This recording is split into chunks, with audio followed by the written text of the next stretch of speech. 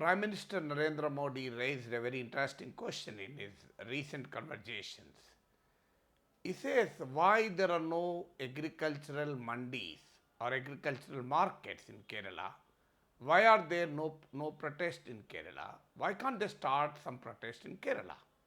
So this was an interesting question which Modi raises. In fact, Modi must have been ignorant of the Kerala's agricultural specificities or might be misleading the people.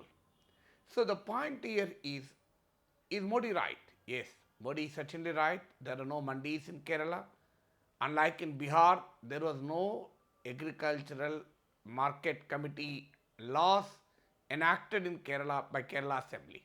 In fact, Jammu Kashmir and Manipur also do not have any such APMCs Act. In fact, the Bihar abolished the APMC Act in 2006, but Kerala never had any such APMC Act. So Modi is right when he said there are no mandis in Kerala. So then, but you should understand why are there no mandis in Kerala? So to answer this question, we'll have to look at the facts related to Kerala agriculture. So what is grown in Kerala? 82% of cultivated area in Kerala, the crops grown in the 82% of the cultivated area in Kerala are essentially spices and plantation crops. Rubber, tea, coffee, cashew, or even the spices like cardamom, cloves, pepper, nutmeg, and these are the crops which are cinnamon. These are the crops that are essentially grown in Kerala. I'm sure there are no wholesale transaction of these crops. You don't have lakhs and lakhs of tons of cardamom or cloves sold and purchased.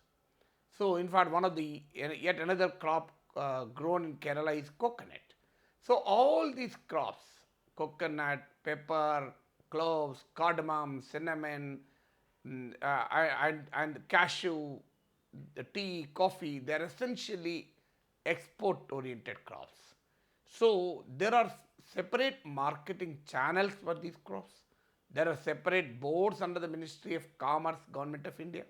For example, there is a coffee board, there is a tea board, there is a coconut development board, and there is there are different kinds of rubber board, and these boards help the farmers in the process of marketing, and there are auctions of these produce.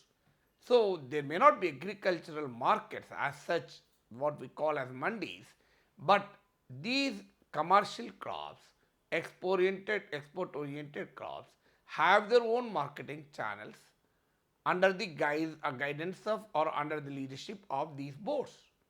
So, interestingly, it is the present central government and the previous central government, whether BJP may be in power or Congress may be in power, the successive central governments have weakened these boards.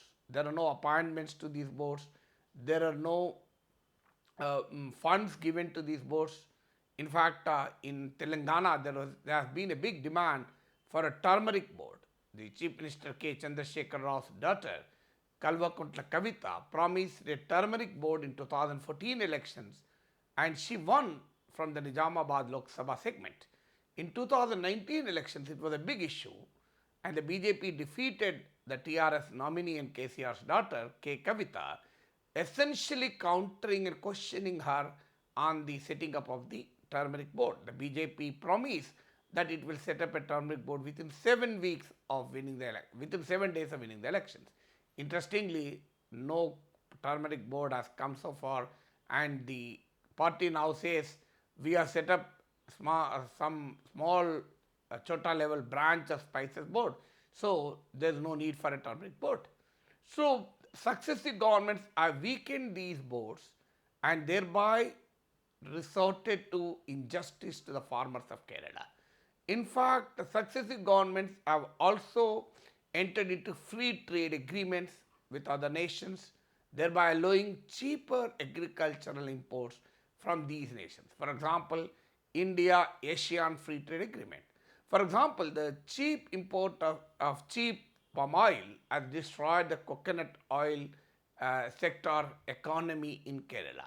So the fact remains is that there are marketing, separate exclusive marketing channels under these boards for all these crops which account for 82% of the total area under cultivation in Kerala. Then in relation to paddy and other crops, the marketable surplus is not so big. It is very small. After their own consumption, very little is left for sale. So therefore, the need for a large agricultural markets as seen in Punjab or as seen in Haryana were actually necessary in Kerala. So they were not even necessary in Kerala precisely because the marketable surplus of paddy is very less. Kerala grows less than what it consumes as far as paddy is concerned. Kerala grows less paddy than what it consumes.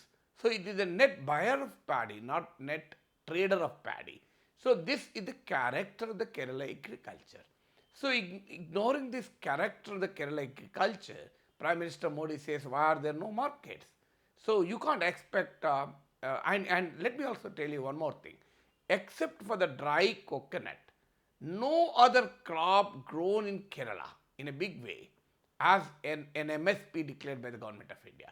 Prime Minister Narendra Modi should know that there is no MSP for cloves, there is no MSP for cardamom, there is no MSP for cinnamon, there is no MSP for tea, coffee, and all these crops that are grown in Kerala.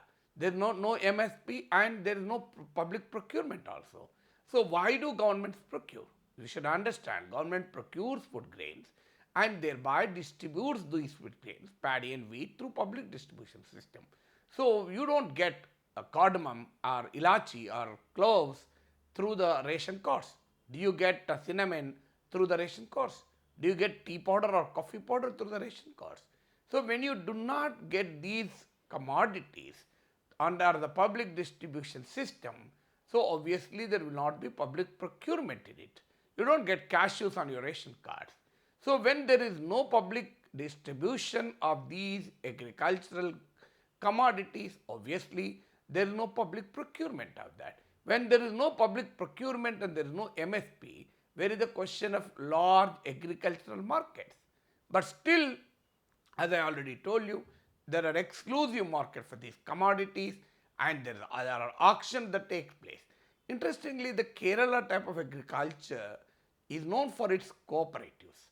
So cooperatives of these commercial crops help the farmers in value addition, in processing, in marketing. In fact, there is a program called Kerala Subiksha Kerala program, which strengthens the cooperatives. Kerala government has given 3,600 crores recently to the Subiksha Kerala program to strengthen the cooperative sector. But and let me also tell you, just because there are no agricultural markets, don't think that the government doesn't support the paddy farmers even in Kerala. In Kerala, for example, so the MSP in the Kerala government declared 900 rupees bonus on the MSP for paddy, and there are government purchase centers which procures paddy at a 900 rupees higher than the MSP given by the Government of India. And even Kerala government declared MSP for 16 vegetables also, including tubers. So with ignoring all these facts, Prime Minister Modi says there are no markets in Kerala. Why don't farmers protest? What should farmers protest? Should the farmers protest for public procurement of rubber? Can farmers protest for public procurement of cashew nut? So the Prime Minister Modi should know the nature of agriculture in Kerala and how it operates. You cannot expect some big, large paddy agricultural markets in Kerala when paddy production is much lower in Kerala and much less in Kerala, and the marketable surplus of paddy is very less in Kerala.